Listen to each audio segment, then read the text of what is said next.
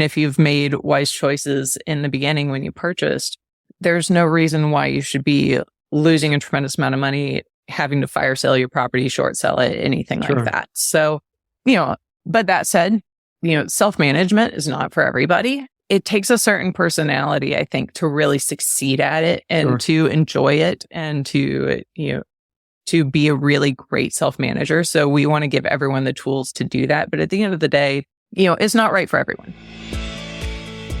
Your network is your net worth. Come listen to some of the most successful people I know share invaluable knowledge, stories, and advice in real estate, business, and beyond. This is Weiss Advice. Whether you want to take your business or personal life to the next level, look no further.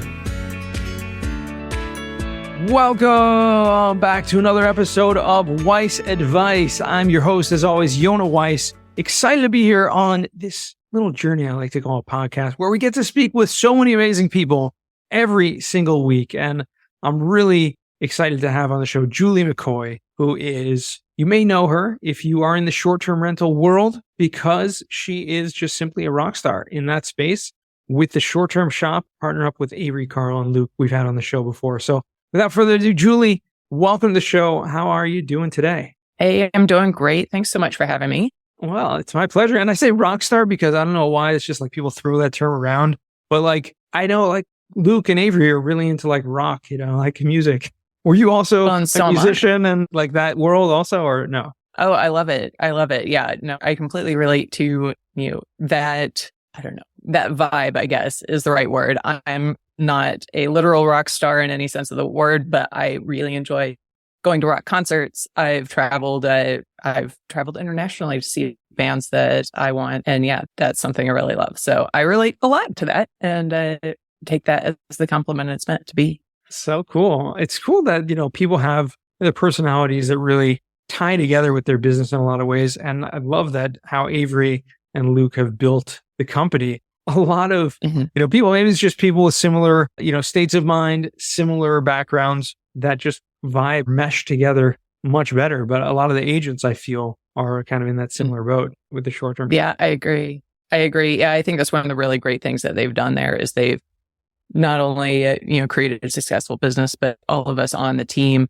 I think really, we have a really great team culture and, it's not traditional real estate or not a traditional real estate team. And we all have a really great time. We're really supportive of each other and, keeping it loose. And I really, really enjoy that. And I'm very proud to be like one of the very first members of the short-term shop back when they were just getting it off the ground. So It's been amazing to see that grow. And it's blown up over the years. Why don't you tell us a little bit about your background? Because I know you made if I recall correctly, when we first spoke, you made a big move from like LA, living the life or whatever you're doing. And then it's like, okay, I'm going to buy a short-term rental and then move out to the Smoky Mountains in Tennessee and start doing this full time. So give us a little bit of your background and how you made that transition and just what that's like for you. Yeah. So my dream, growing up and what I studied in school was film and television production. So that was something that really held my interest, especially, beginning in high school, and really wanted to be part of not as an actor or director necessarily, but just part of the crew that would, create these environment and these shows or films that, I really enjoyed immersing myself in as a kid. So that was really my original career trajectory, and found myself with, a good career in Los Angeles. I worked as an assistant director, which is essentially the project manager of set. So it's kind of it's more of a logistics role than a creative one, but it's kind of bringing everybody together to help things, happen on time, on budget as much as possible, and doing the logistics work so the director doesn't have to is kind of what it boils down to. Gotcha. And really enjoyed that. That fit my skill set really well. And I got to meet a lot of really incredible people and have some really amazing, experiences and be in different places that a lot of time you just don't get the opportunity to go if you're, punching a clock in a 9 to 5 in an office. Right. So that was really, really cool. Worked really hard at it and, had some good success there. But I did figure out pretty early that it's a very physically demanding job just from an hour's standpoint and just time on your feet, things like that. And I'm like, all right, this is not something I'm going to do for, 30 years. It'll wear me out. So what can I do to set myself up so that I don't have to? I don't want to be like some of the people that I've worked with that are just burned out and, no longer enjoy what they're doing, but don't feel like they have another choice. Right. So I had always also had an interest in real estate, but generally didn't have, either the time or the capital to really pursue it or the knowledge. And so I found myself in a great job where I was on a very established show. We would have moments of like intense activity and everybody's getting everything ready. And then some serious periods of downtime as well. Everyone's heard hurry up and wait. There's a lot of that sort of thing that happens on a TV set. Yeah. And so I chose to use that time to educate myself.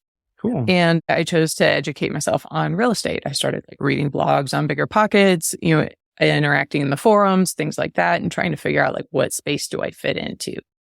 And eventually settled on short-term rentals, which is a whole other story. Sure. But in a nutshell, started buying properties while I was, pursuing my career in LA, and eventually hit a point where I think at the time I had 3 or 4 short-term rentals and realized that I was hitting burnout. I was working constantly, and it's an 80-hour-a-week job. Wow. Wait, the television production job. Wow. Yeah. And so I was like, crazy. all right. Yeah, it's just kind of after a while, you have to create some space for yourself. And I knew myself well enough that if I didn't physically move out of LA, then I would just keep saying yes when job opportunities came along. And if I created some physical distance, I would make that harder and help keep myself from burning out. Wow. So just kind of hit that point where I realized I need to make some kind of change and just slow this down. My short-term rentals were generating enough cash flow that I could float myself for a while. It was one of those things where I'm like, I'm making enough to cover my expenses. I'm not making enough to what I would feel comfortable retiring or anything like that, but gets me some space to figure out what's next. Well, so I decided to move to New York.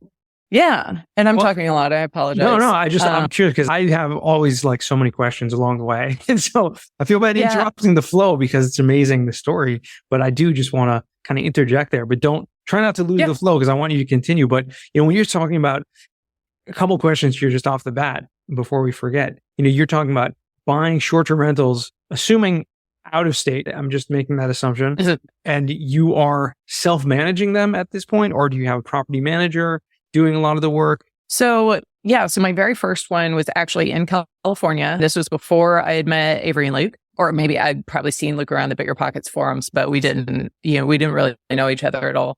And so, my first one was in Central California by one of the major national parks. And it was just a couple hours from LA. It was a great way for me to start because it felt close enough and, an affordable enough price point and, vacation rental market, all those things that I was kind of looking for. I did have a property manager there. I wanted to self-manage, but didn't have the confidence to do it like all in right away. So we had an arrangement where he was kind of my boots on the ground. If there was anything that needed done in person, he would be the person to be there and, walk the property after the guests, make sure everything was in good shape. But I was handling all the guest communication. So we kind of split duties there. And that was a great way for me to learn a lot of things. And I was physically at the property a lot. And it was a great setup. But I also figured out pretty quickly, I really like this space. I like what I'm doing. I like interacting with guests. But I want another market that is less seasonal, and a lower price point, ideally, so I could expand faster. And so I went on BiggerPockets on the short-term rental forum there, where I was very active. And I said, hey, I'm doing this, really like it. I want a different market though. And here's my criteria. And I listed 3 or 4 things that I, basically just said. And Luke chimed in and said, well, you got to come to the Smoky Mountains. They're the best. It does all this. We'll help you out, yada, yada. And I was like, well, okay, that sounds cool. I actually vacationed there when I was a kid. And, my family has a cabin on the North Carolina side. I was generally familiar. And so I was like, all right, well, that sounds cool. Let me check this out. And yeah, so I did. Everything that he was telling me did check out. And so one thing led to another, started buying properties out there. And I think I bought 3 in 8 months. These are like little 1-bedroom cabins. They did not cost very much money. Right. Back then. Especially at the time. Right now, it's probably doubled in price since then. Oh, yeah, at least more than. So it's a little different now. But at the time, yeah, you could pick up a little 1-bed for like, $150,000, something like that. And those days are long gone, unfortunately. But it got me off to a really great start. And, they were essential in, connecting me with vendors and cleaners and setting me up for success. And Avery was my agent, buying all of those. And we got to be friends over the course of that time. And that's ultimately, I didn't move with the intent of joining Avery's team. There wasn't a team at the time, but when she found out I was moving, she asked if I'd be interested. And I said, sure. That's amazing. So you were, and you mentioned that you were still living in LA, still working on the TV sets and had enough cash flow from your rentals to cover expenses. And I'm assuming expenses in LA. That's pretty awesome. Yeah. It is. I did not live like a super luxurious lifestyle in LA. It took, I had a nice place that I love very much, but I also had a great deal with a little like mom and pop landlord. And yeah, I lived in that apartment for over 7 years. I hated to leave it. It was great. But yeah, one of the things that I did, and when you're coming up in the television industry is, you always hear it's about who you know. And I don't know what kind of the impression there is that it's very nepotistic. But that's not really what I found. Now, certainly that exists. But the point is more, especially on the crew side, you hire the people that you know. You hire the people that you know will do good work, that you work well with. You're working very intensely at very long hours together. And it's a very word of mouth kind of industry. Everyone's, you're not working full time for a studio for years, generally speaking, not when you're doing crew work.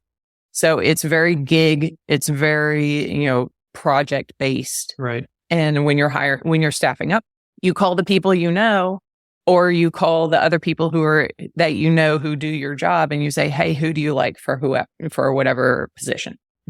And so anyway, all of that, though, developing that network and, kind of establishing that reputation, getting the initial opportunity to show up and prove yourself can be really, really hard. And so it all takes a very long time to kind of get to a position where you're working consistently and where you're getting paid decent money. Right. So you kind of like scrape by for a long time. Absolutely. And then once I kind of got over that hump, I didn't change my lifestyle hardly at all. I stayed in the same apartment. I drove the same car for a long time. So that really helped. And I did have, I had a little family money that I did use for like my first down payment. So I don't want to pretend that like this is all pennies I found under the sofa, but it wasn't millions of dollars. It was a decent amount of money, but not enough to like ride off into the sunset with. So that gave me a leg up as well. Yeah. Well, having that mentality of not changing your lifestyle as your income grows, I think a lot of young people, especially, get lost in, and unfortunately really get turned down in the financial downward spiral of debt that so many people in this country are in. And, I don't even know like how it's possible to have a different mindset than that. It's really, you must have had some foundations in that, maybe growing up, or you must have lived a more frugal lifestyle, but certainly around the people that you're surrounding yourself with, a lot of the people are, trying to, you make some money, you show up in a fancy new car or a new jacket or purse or, whatever it is that people do. And, it's nice to hear people that don't necessarily take that direction. Yeah. Well, and like now, my career trajectory is, I'm experiencing a little bit of that now because I have more liquidity than I did at the time. Like I was always aware. It took a long time for me to let go of the fear of not getting the next job. And so that helped. I definitely had a great foundation growing up with the example parents set. And I had, my mom and dad were kind of yin and yang on this. My mom was raised in a very blue collar household. it was very frugal. And so I was exposed a lot to that. My dad was raised in probably white collar, upper middle class, but he still put a lot of emphasis on value. So it wasn't necessarily what's the cheapest thing, but what's the best thing for my dollar. So I got a lot of exposure to, like some financial savvy, and my parents did make it a point to teach us, how to save your money. We didn't get handouts. We had to do our chores in order to get our allowance. I worked for my dad's company from a very young age. So I was taught to respect money pretty early. Good. That's pretty cool. Just out of curiosity, kind of tangential question here, but I mean, any TV shows or film production that we might be familiar with that you worked on? Yeah, let's see. There was one show, the established show that I talked about earlier. It was called Major Crimes. It was a procedural crime show on TNT.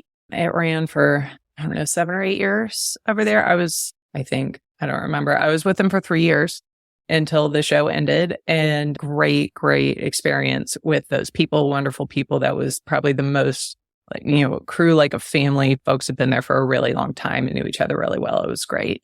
And then after that, I did a handful of Netflix shows for the creator Ryan Murphy, and that was also a very different but really great experience. So one was called The Politician, one was called Ratchet, and one was called Hollywood. And Hollywood wound up being my last show in the industry. We shot that in late 2019. I was already living in Tennessee at the time and needed to do one more job for my pension and my benefits for the year. And so I did about 6 weeks on that one. I was just with them for an episode for a very particular job. And then after that, went back to Tennessee, and then the pandemic happened. And I didn't intend to be done with the industry entirely, but it changed a lot over that period of time. Sure. And my job as a realtor took off in ways that I couldn't have anticipated. And so it kind of organically shifted me full-time into real estate. Yeah, that's awesome. So when you moved to Tennessee, kind of on a whim almost, sounds like, a little bit after buying a couple of properties remotely, and then, Avery convinces you or encourages you, I should say, to get your realtor's license and join her team. I mean, how was that experience for you? Meaning, it's not easy, I know, for people to kind of switch careers or switch industries, especially you having been so established for so long. And was there a learning curve there? I know you have the project management background. So, I mean, that's very helpful when you're talking about running a business, which real estate happens to be. But I was curious about how that changed for you. Yeah, no, you're exactly right that there's a good transfer of skills. My skill set was very applicable. And I mean, I had an interest in real estate. It was a job/hobby, for a long time. So I had the interest, and that was really great. And I had been a buyer on multiple transactions. So I kind of knew that side of it. I talked with Avery pretty frequently just as a friend. And so I, just heard a lot of stories from her.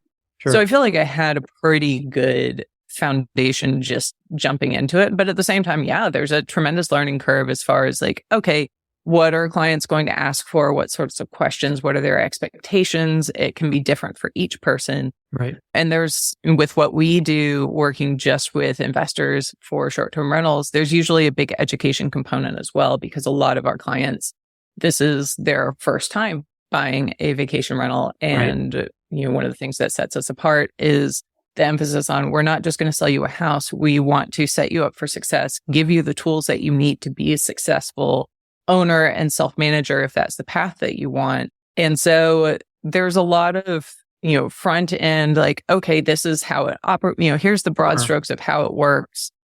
And, getting someone to a place where they feel comfortable spending, a large amount of money that, they're taking a risk. And I want to make sure that they have the tools they need to succeed, to the best of my ability. But that does require some upfront education. Yeah. Yeah. I mean, to your point, the short-term shop, and kudos to Luke and Avery, what they've established there, the educational component and the continual education, I should say as well, with the Facebook group, with so many interactions with, weekly Zooms and meetings and all kinds of things like that.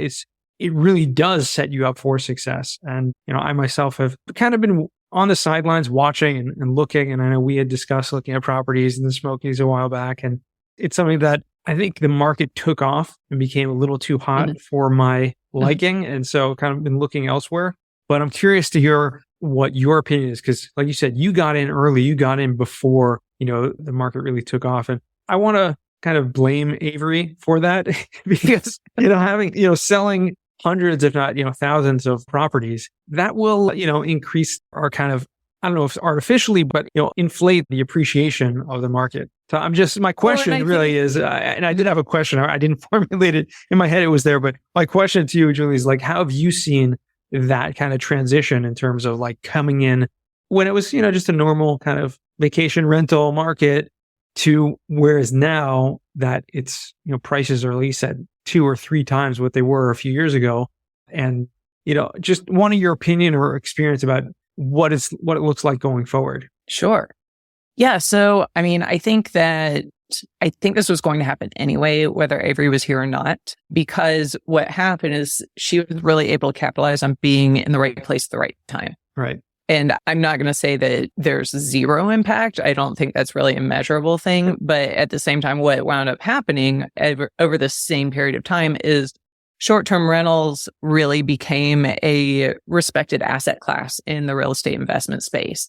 And so there was a lot more attention on them, and they're sexy and they're new and they're fun, and all this kind of went hand in hand with the growth of the business.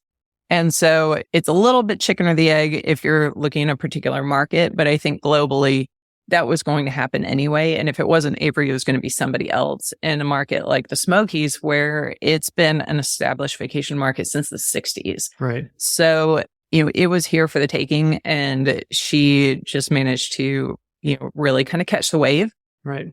And ride it. But I think it was going to happen anyway. We have seen more and more investor money just coming into the short-term rental space. Sure. And as long as there is profit to be made with these properties, I don't see a reason for prices to drop in any significant way. Now, we definitely have seen, we've seen a slowdown. We've seen some modest price drops, recently with interest rates going up, because Sure. that obviously has an impact on your margins, and creates downward pressure on prices. And I don't think that's a bad thing. It sucks if you're stuck upside down for a little while, but we will get through that. And over time, the values will continue to rise, I strongly believe. And I don't think we're looking at any sort of crash here in these sorts of markets, because ultimately, as long as people are vacationing here, as long as they are, paying market rates, then, and if you've made wise choices in the beginning when you purchased, there's no reason why you should be losing a tremendous amount of money, having to fire sale your property, short sell it, anything Sure. like that. So, but that said, self-management is not for everybody. It takes a certain personality, I think, to really succeed at it and Sure. to enjoy it and to be a really great self-manager. So we want to give everyone the tools to do that. But at the end of the day, it's not right for everyone. And that's okay. But if you are putting it with a property manager, that's a pretty big chunk of your revenue that's going to the PM. So there are situations like that too, but broadly speaking, I don't see the prices here coming down in any tremendous way, because I don't anticipate the demand going down so much that it would create that kind of environment. When you say demand, do you mean the demand on the actual investment property sales, or do you mean the demand in just the actual numbers of people coming, visiting? Is it still tons of people coming there and vacationing? No, great question. So you're right. What I mean by that is the demand on the renter side. So at the end of the day, as long as the property is making money, most people will not have to sell at a discount. Sure. There could be other factors in their life that are forcing it, but generally speaking, if it's profitable or at minimum breaking even, there's no need for them to sell at some dramatic discount. Right. And what we've seen historically, both through the pandemic and through the recession in, 2009, 2010, people still take vacations. They want to have that time to disconnect from their regular life, spend time with their family.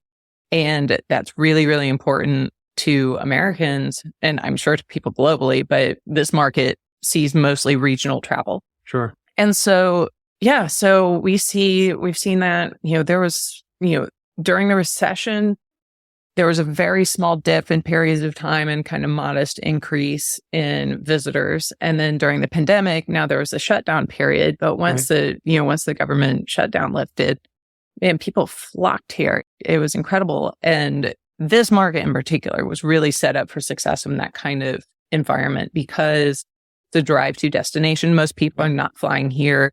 You can pile the whole family in the car and drive here. We're within a day's drive of over 50% of the US population. And so that makes it very affordable. Mm-hmm. And most of the housing here is vacation rentals. And so that's great during the pandemic. You can cook your own food. You're not pushing elevator buttons. You're not sharing common areas with others. So yeah, we were perfectly positioned for that. Yeah. And yeah. That's great. That's great to hear. One last question on this subject. What I've been fascinated with most is the amount of people that flock to the Smoky Mountain, Tennessee region. It's just incredible when you look at the actual number of travelers per year. When you look at the data, it's just astounding. But what fascinates me the most, and actually has piqued my curiosity more than once, is there's still a very limited amount of attractions or commercial spaces to kind of service visitors. It is more of like a national park type thing, and people are really doing their own things. But what I would think is, not to totally commercialize it, but yes, you have Dollywood, you have these other, types of things that people go to visit, but it would seem that there's a gap or a need that needs to be filled in terms of, more restaurants, more commercial spaces, more activities, things like that could actually, bring a lot of business to the area. And I think one of the things that this area has done really well is to continually grow those things and really invest into, allowing businesses to expand and get started here to continue drawing that. And that's why the majority of the traffic that goes to the Great Smoky National Park does travel through this area, because we do have, relative to the other surrounding towns in the national park, which is quite large. I mean, it goes, up and down most of the border between North Carolina and Tennessee. And there's lots of beautiful places, sure, in and around the national park.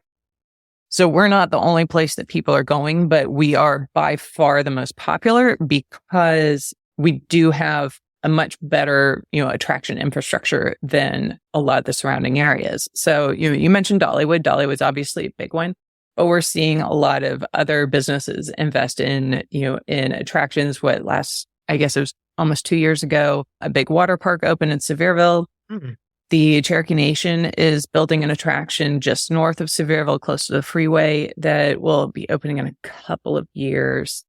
And so we're seeing some really major investments in things like that, which then support the smaller ancillary businesses. We've got tons and tons of, little family oriented, things like we've got, roller coasters on the side of the mountain that you can go down that are just kind of one-offs that are there. We've got, putt-putt courses, go-karts, lots of, mom and pop restaurants. There's an outlet mall here. There's a wide variety of things to do that, in addition to your outdoor things like zip lining, lots of zip line places, horseback riding, river rafting. So I think another thing that makes us really strong is this very broad, variety of things to do, whether you're outdoor oriented, whether you like doing indoor things, families, couples, whatever. Okay. So we pretty much got it. Okay. So I was mistaken thinking that it was underserviced, but it sounds like there's a lot there, and there's a lot of there's growth. a lot. You should come visit sometime. Okay. Well, there you go. I have to, I guess I have to come visit. That's the only answer. All right, Julie, I want to transition now to what we call the final four. These are 4 questions I ask all my guests. First question for you is, what is the worst job that you ever had? All right. So I'm going to focus on one particular, I think it was like a 3 or 4 day gig that I had as a production assistant. So that's like the bottom rung on the crew ladder. And I think it was just a commercial. And I was living in Nashville at the time. I lived in Tennessee twice. This was the first time before I got really established in my career. And yeah, I did this little 3 or 4 day job, and we were out of town shooting in somewhere in Kentucky. And it was just one of those, like, everything that seemed to go wrong for me went wrong. And I don't know, it was just a weird dynamic with the, with the production staff. There was another colleague who apparently didn't like me and went out of her way to kind of not, I don't know, cause problems, I guess. Right. I wound up, and just stupid stuff like, okay, she said that, I was keeping her up at night because we were in the same hotel room. And so they sent me to another hotel. And then, I go to this, really janky hotel that they sent me to. And the first room that I check into hasn't been clean. So I go back to the front desk. They give me a second room. That one's actually already occupied. So I go back to the front desk. The third room winds up being okay. Next day, the production manager's like, they billed us for 3 hotel rooms. What is this about? And I'm like, yeah. So it was just kind of like one thing after another. And that I just remember being really miserable in that job. Yeah. And, just try and push through, but I'm not going to say I did everything right. But yeah, that was just like, you just never know what you're going to get sometimes. And you just deal with it and then move on to the next one. Sure. Yeah. And I'm sure you've done tons of these little, odd off jobs over the years in that space. So yeah, it's lots of them. Yeah. Well, good to hear you finally retired and found your calling in real estate. Not retired, but found that a great space in that. Well, the second question is going to be, what's a book you've read that's given you a paradigm shift? So this took some thought, and I don't know if I can pinpoint one particular book, but it's something I'm working on really hard right now is learning to delegate. I'm really bad at wanting to do everything myself. The whole, if you want it done right, do it yourself. Mm-hmm. But that's a one-way ticket to burnout. And I'm trying to, be able to expand my resources by expanding my team. Sure. And some books that I think, deal with this really well and speak to it are Who Not How and 4-Hour Work Week, among others that talk about it. Clockwork by Mike Michalowicz, focuses on this quite a bit as well. And so I think, all of those bring different things to the mix and different emphasis, but it's all kind of geared towards the same, how can you maximize your time and your skills and expand your business faster and better by leveraging the power of others. Sure. That's great. And those are all awesome books. So I appreciate you bringing those up. And like I said, important to be able to delegate and do that well, run a business successfully. That's a necessary component. So third question, and I wonder if it's going to be related, but is what's a skill or talent that you would like to learn? I would like to learn to speak some other languages, particularly Portuguese and Spanish. I would love to spend some serious time in South America. I have been to Brazil a couple of times and I absolutely love it. And so I'd really like to learn to speak Portuguese well and, be able to get around there well and spend some real time there. But I also want to visit, Argentina, Chile, Peru, Colombia, anywhere. I think it's absolutely beautiful culture and, great things to experience there. And I kind of feel like it's the overlooked continent, but learning the languages to get me around there would be really helpful. Yeah, well, I mean, if you do spend some time there, that will actually probably help you more than anything else. Pick up the language, just immersing yourself. No doubt. So good luck with that. That's awesome. Fourth and final question, what does success mean to you? I think it means freedom of time. So, which I kind of struggle with because when I think about okay, well, if I didn't have to work ever again in my life, what would I do? And it's a little bit of a black hole because I'm okay, I want to travel a lot. I love traveling and, experiencing a lot of different, cultures and environments. But at the same time, do I want to do that indefinitely, nonstop, the nomadic lifestyle? I don't think that's for me. So then I wind up overthinking it and just being well, I'm just going to work because that's something I know and, gets me out of having to decide what else to do. Right. But at the end of the day, I really want to be in a place where, I'm truly just working when and how I want to. And I'm close to that in a sense, but at the same time, real estate does not allow you to set your own hours. You're very much on call, whether that's managing your properties or working with clients, because you don't have control over when things are going to happen, when people have questions. You don't have control over when that perfect property gets listed on the MLS. Yep. And so many things like that. So I think having freedom of time is my definition of success. Sure. And I mean, obviously being an agent or being a realtor, that is very, very time consuming, but Would you say the same thing in terms of the short-term rentals managing themselves? Is that still as time? Meaning if you were not to be a realtor anymore, let's say you stop that and we're just managing your properties, would you have that time freedom that you're looking for? I would have a lot more time for sure, because the actual number of minutes and hours that are consumed by managing the rentals is really not that much. I mean, there are days when I might not need to do anything at all. Plenty of them. It's more about when you do need to do something, you generally need to do it quickly. And that could be as simple as someone says, hey, my door code doesn't work, and I'm at the front door trying to get to the property. What do I do? It's like, that's something you really want to be able to handle within 5 minutes, if not faster. And then there's other stuff where, I don't know, something breaks, the hot tub's not working right, whatever it is, that requires a little more time and effort, get a vendor out there. Even then it's still, you're probably investing like 30 minutes to an hour. The problem is you never know when that's going to come. So you can't schedule life around it. Right. If I could do that, that would be pretty ideal, but it's just not the nature of that business. Right. So, it's like finding ways to work around that. I do have an assistant who's working for me now who takes on like mostly guest communication. So that's taken a huge load off on that front. But there's still, things that can happen where it's like, hey, I don't know how to handle this. This is what's happening. Sure. And I have to step in and say, all right, here's what we're going to do. Here's who we need to call, whatever it is to move forward. Awesome. So yeah, I'm like, it's very, very part-time. Even I have 7 properties right now, and my parents have one that I manage for them. So there's 8 properties in the portfolio that I'm working with, but day to day does not take that much time. That's cool. It's That's just, very you cool. don't have control over when. Yeah, that's an excellent point, right? There's very little time, but you never know when that time is going to be. Right. So that makes it difficult business. Well, Julie, it's really, really been awesome catching up with you today, and I appreciate you taking the time. Where can our listeners find you or reach out to you if they want?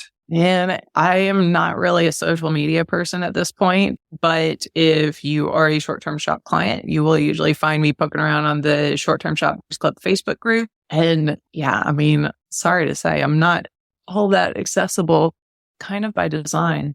So yeah, but if you're interested in buying something in the Smokies, hit us up at shorttermshop.com and we will be glad to help you out, and you can find me there. All right. Well, sounds good. Well, thank you again for your time, and hopefully speak with you again soon. And one day I will make it to the Smoky Mountains. So well, I look forward to it. Thank you so much. It'll happen. Yeah. And to our listeners, thank you guys for checking out the podcast and listening all the way to the end. Once again, remember, the best advice comes only when you ask. Real quick, I have one question for you. Did you like this episode? If you did, I want to ask you a huge favor. See, the biggest thing that helps this podcast grow and that will spread this message to the whole world is that if you leave a review, a rating, and subscribe to the podcast. What that does is it basically tells the platforms that this podcast is out on is that you like my stuff and I'm doing something right. So take a few seconds out of your day, hit that subscribe button, leave a rating or review. I would be extremely grateful. Also, I want to hear from you guys. So I want to hear some feedback. If you have any questions for future episodes, please find me on LinkedIn. Send me a DM, a connection request, Yona Weiss, and I'd love to hear from you.